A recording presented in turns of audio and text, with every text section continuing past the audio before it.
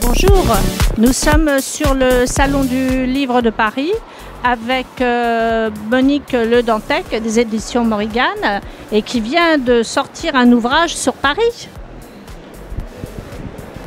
Oui, déjà merci d'être là et de m'interviewer. Oui, effectivement, j'ai sorti un ouvrage sur Paris. Disons, l'action se passe surtout dans les endroits les plus sombres de Paris, qui reprend un peu tous les anciens crimes et avec une histoire extrêmement mystérieuse qui fait suite au premier livre qui avait été édité il y a un petit moment et dont c'est la réédition Le Sommeil de Zoé qui lui parlait d'une réincarnation.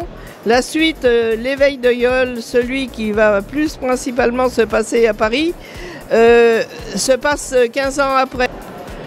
Paris des rois avec tous les crimes qui s'y sont passés. Enfin, c'est une promenade dans tous ces endroits sombres à la suite de la disparition d'une jeune fille. D'ailleurs, il y a une vague de disparition des jeunes filles en général en ce moment et qui met la police sur les dents. Et la jeune héroïne Yole va effectivement disparaître également à son tour. Sa mère ayant été... on ne va pas dire réincarnée, mais du moins à penser très longtemps à être la réincarnation de quelqu'un qui était mort, qui avait été assassiné il y a 1000 ans, elle va penser que sa fille est un peu dans le même cas qu'elle l'avait été des années avant, et donc va orienter ses recherches, et surtout l'enfant qu'elle a adopté, sa fille malheureusement, elle a peu de rapport avec elle, du fait que cette jeune fille, Yole, est autiste. A adopté un jeune garçon amérindien, puisqu'ils ont vécu longtemps au Canada. Et c'est lui qui va également refaire des recherches avec sa sensibilité particulière d'amérindien et d'animiste. Et il va être aidé également par des jeunes gens qui sont habitués à errer dans les catacombes, à errer dans les passages un peu mystérieux de Paris, dans tous les endroits de tous ceux que les gens ne connaissent pas forcément, qui connaissent Paris sous son bel angle, Paris glamour, Paris.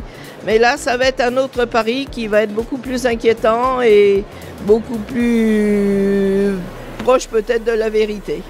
Vous travaillez toujours avec une large documentation et là, par exemple, vous avez parlé de l'histoire des passages, d'histoire d'autres histoires, mais on ne racontera pas toutes les histoires que vous racontez.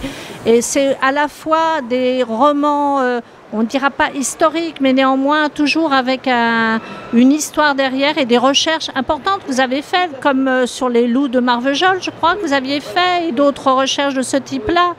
Chaque ouvrage est préparé. Chaque ouvrage, effectivement, je me documente énormément. Par exemple, L'éveil de Yole, j'avais été aidé par les Nôtes de Paris qui m'ont renseigné sur les passages. J'ai été renseigné par un monsieur qui connaissait très bien les catacombes. Je ne parle pas des catacombes que tout le monde visite, mais les autres. Sinon, ça ne serait pas rigolo. Et pour les entrées aussi des catacombes, il y en a un petit peu partout. Maintenant, je commence à les connaître personnellement, mais avant, j'avoue que je passais...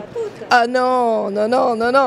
Voilà, et puis pour les autres livres, que ce soit les Loups de Marvejols, que ce soit les Jardins d'Allah, qui avait été un livre sur le terrorisme islamique qui m'a lancé, qui était sorti en 2001, en mai 2001, mais malheureusement, les tours tombant en septembre, j'avais été...